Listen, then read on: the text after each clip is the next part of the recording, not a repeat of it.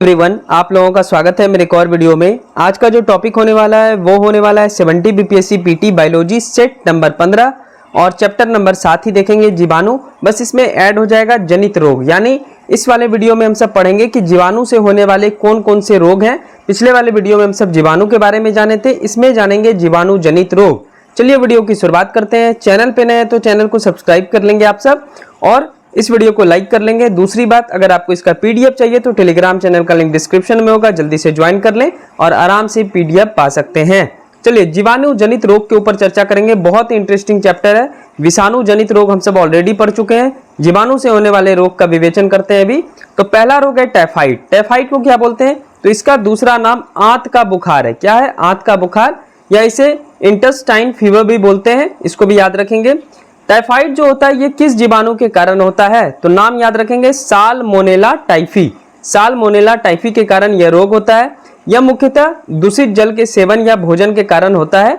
इसकी जांच के लिए विडाल टेस्ट करना पड़ता है। टाइफाइड की जांच के लिए विडाल टेस्ट करेंगे हम सब। और यह मुख्यतः किसको प्रभावित करता है? तो यह छोटी आंत को प्रभावित करता है, ठीक है, स्मॉल इंटेस्टाइन को प्रभावित करता है। अगर किसी व्यक्ति को टाइफाइड होता है तो उसके लक्षण क्या है? तो दस्त होगा, तीव्र फीवर होगा, बहुत तेज बुखार आएगा, उल्टी आना और शरीर में बहुत ज्यादा दर्द होगा। इसका निवारण क्या है? तो एंटीबायोटिक का प्रयोग करते हैं जिसका नाम क्लोरोमाइसिटीन है। ये दवाई का नाम है, पर हमेशा डॉक्टर से रिकमेंड करके आपको दवाई लेनी चाहिए। इसके अलावा टैब वैक्सीन का भी प्रयोग करते हैं। ये टैब वैक्सीन का फुल फॉर्म क्या होता है? तो टाइफाइड पारा लिम्फोएड ए और बी वैक्सीन का प्रयोग करते हैं टाइफाइड में। तो टाइफाइड समझ गए होंगे, आई होप। चलिए, टाइफाइड जीवाणु रोधी है तो डायरेक्ट याद रखेंगे ये भी कि टाइफाइड किससे होता है? तो जीवाणु से होता है। बढ़ते हैं दूसरे जीवाणु जनित रोग की ओर। चलिए, दूसरा जो जीवाणु जनित रोग है वो है कोलेरा, जिसको हैजा हिंदी में बोलते हैं हम सब। तो ये कोलेरा रोग यानी हैजा रोग जो होता है ये किसके कारण होता है? तो इसका रोगजनक कारक है विवेरियो कोलोरी, ये जीवाणु का नाम है। हैजा किसके कारण से फैलता है? तो ये प्रदूषित जल से यह तीव्र गति से फैलता है, बहुत ही स्पीड से फैलेगा। लक्षण क्या है? इसमें दस्त और उल्टी ज्यादा होगा। उल्टी ज्यादा होने पर इस बीमारी में वेनाडन की सुई लगती है, इसको याद रखेंगे आप सब। और दस्त और उल्टी ज्यादा होने पर सलाइन चढ़ाना पड़ता है और मुंह से ओआरएस का घोल भी पिलाना पड़ता है। ओआरएस का फुल फॉर्म याद रखेंगे, ओरल रीहाइड्रेशन सॉल्यूशन, ठीक है, इसको याद रखेंगे आप सब। तो हैजा में मुख्यतः क्या पूछेगा आपसे? तो हैजा किस जीवाणु से होता है? तो विवेरियो कोलोरी, इसको याद रखेंगे। और जो है ज्यादा इसमें क्या होता है कि दस्त और उल्टी ज्यादा होगा तो आपको वेनाडन की सुई लगती है। तीसरा जो है वो है निमोनिया। निमोनिया जो है ये कौन सी जीवाणु से फैलता है? तो यहाँ पे नाम आप देख लीजिए, डिप्लोकोकस न्यूमोनी, इसको याद रखेंगे। और यह ड्रॉपलेट इन्फेक्शन द्वारा फैलता है।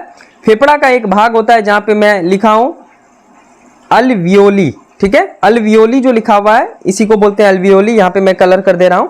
तो ये अल्वियोली इसमें इन्फेक्टेड होता है। अल्वियोली जो है इस जीवाणु में क्या होता है? प्रभावित होता है। आगे देखते हैं हम सब निमोनिया होने के क्या क्या लक्षण है। तो अल्वियोली में सूजन या बलगम के साथ खांसी आएगी, कफ रहेगा, श्वसन तंत्र इसका प्रभावित होता है, नीले नाखून हो जाते हैं और यह रोग जो है प्राय बच्चों में देखा जाता है। निवारण क्या है? एंटीबायोटिक का उपयोग करेंगे, ठीक है, एंटीबायोटिक दवाई से ये ठीक हो जाता है। तो ये लक्षण वगैरह सारा याद रखना है, ये बार बार एग्जाम में आपसे पूछेगा। और तो ये 3 लक्षण है और यह प्राय बच्चों में होता है। चौथा जो जीवाणु जनित रोग है उसका नाम है प्लेग। प्लेग किसके कारण होता है? तो ये होता है येरसिनविया पेस्टिस या प्रोस्ट्रोलिया पेस्टिस जीवाणु के कारण होता है।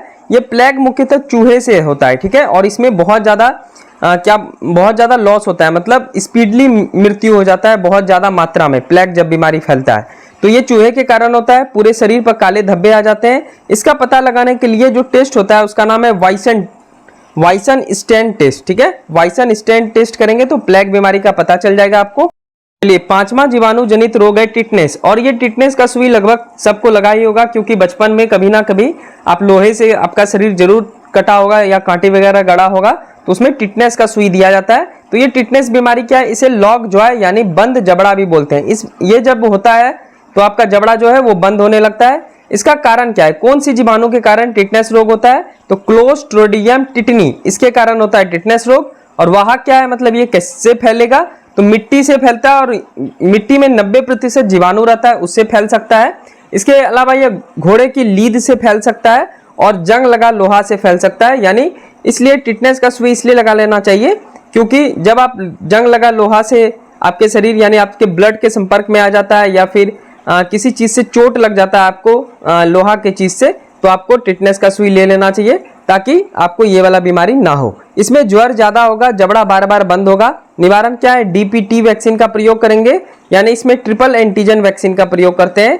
डीपीटी आपको याद होगा, डिप्थीरिया वाला जो वैक्सीन होता है उसका उपयोग हम सब इसमें करते हैं। और इसके अलावा तो टिटनेस में एटीएस यानी एंटी टेटनस सीरम की सुई लगता है।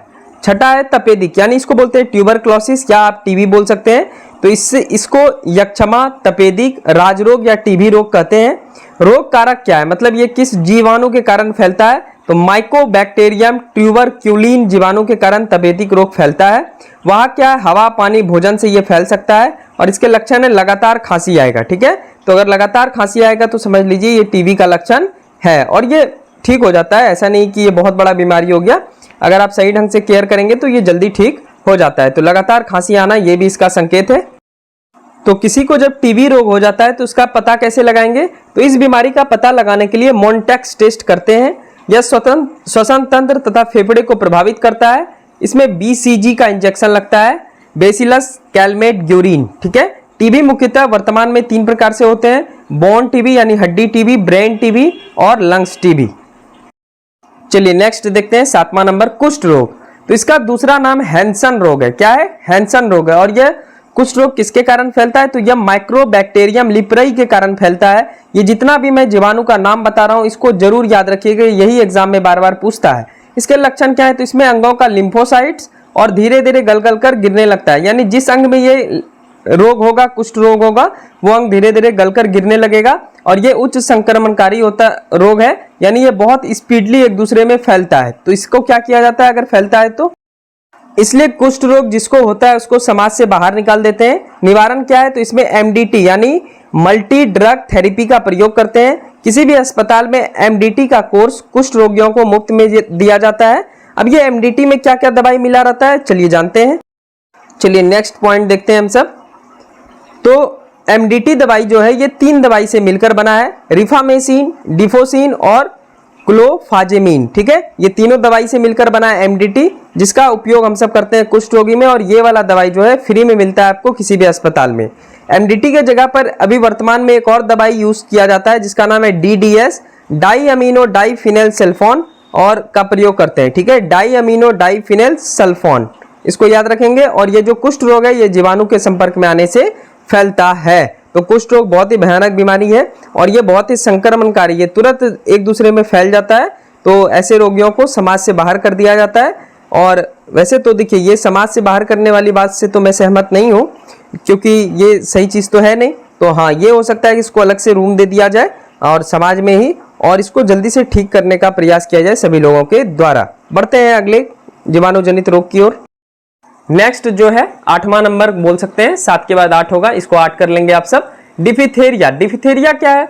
तो यह श्वसन को प्रभावित करता है और ये भी जीवाणु जनित रोग है। ये किस जीवाणु के कारण होता है? तो ये कोर्नी बैक्टीरियम डिफिथेरिया जीवाणु के कारण होता है। और इसका वाहक क्या है? ये कैसे फैलेगा? तो छींक आने से, यानी वायु में जलबूंद, यानी एक दूसरे का व्यक्ति छींकेगा तो जो भी संक्रमित व्यक्ति होगा उससे दूसरे में फैल जाएगा। लक्षण क्या है? गले में छाले पड़ जाएंगे, श्वसन तंत्र प्रभावित होगा और गले में गिल्टी हो जाता है। निवारण क्या होगा? एंटीबायोटिक्स दवाई का प्रयोग करेंगे। चलिए अगला जीवाणु जनित रोग हम सब देखते हैं। चलिए इस वीडियो का आखिरी जीवाणु जनित रोग जिसका नाम है सिफिलिस। यह किसके कारण होता है? तो यह ट्रिपोनियम प्लेडेरियम के कारण होता है। इसमें एसडीडी डिजीज होता है, यानी सेक्सुअली ट्रांसमिटेड डिजीज होता है। यह यौन संपर्क से फैलता है। इसमें जनन प्रभावित होता है, यानी इसमें जनन अंग मुख्यतः प्रभावित होगा। यह मूत्र मार्ग में सूजन लाता है। तो ये भी जीवाणु जनित रोग है, सिफिलिस, इसको याद रखेंगे आप सब। तो ये था जीवाणु जनित रोग चैप्टर नंबर 7। आई होप कि ये वीडियो आपको पसंद होगा। पसंद है तो हमारे चैनल को सब्सक्राइब कर लेंगे और एक लाइक कर लेंगे। देखिए पसंद नापसंद का बात अलग है, लेकिन ये जितने भी चीज मैं बायोलॉजी में भी आपको पढ़ा रहा हूँ ये 70 बीपीएससी में आपको दिखेगा ही दिखेगा। एक एक करके हर एक छोटा छोटा टॉपिक में उठा रहा हूँ और इसके अकॉर्डिंग टू आप सबके लिए 10 से 12 मिनट, इवन 20 मिनट तक का वीडियो, इससे अधिक तो नहीं रहता है वीडियो। इसलिए 20 मिनट आप अगर कुछ नहीं भी कर रहे हैं तो आप हमारे वीडियो को दे दीजिए। आपका इतना चांस है कि 70 बीपीएससी में जो भी मैं सब्जेक्ट कंप्लीट करवा पाऊंगा, साइंस तो कंप्लीट करवाऊंगा ही, फिजिक्स केमिस्ट्री बायोलॉजी ये तीनों कंप्लीट रहेगा, ठीक है। तो ये तो कंप्लीट करना है। इसके अलावा पॉलिटी इकोनॉमिक्स का भी बहुत सारा क्वेश्चन मैं बनवाऊंगा। अगर आप सब बोलेंगे 70 बीपीएससी के लिए प्रैक्टिस सेट भी लेते आइए 20-25 क्वेश्चन का, तो वो भी मैं आप सबके लिए जरूर शुरुआत कर सकता हूं। तो ये जितना भी चीज मैं पढ़ा रहा हूं इसको आप सब नोट डाउन कीजिए। पीडीएफ तो मिल ही जाता है, आप टेलीग्राम चैनल ज्वाइन के लिए पीडीएफ मिल जाएगा, तो पीडीएफ से भी आप डायरेक्ट पढ़ सकते हैं। ठीक है, तो इस पे एक बार 20 मिनट आप खर्च कीजिए, आपको मजा आ जाएगा साइंस पढ़ने में। थैंक यू सो मच, मिलते हैं नेक्स्ट वीडियो में और सब्सक्राइब जरूर कर लेंगे हमारे चैनल को। Thank you.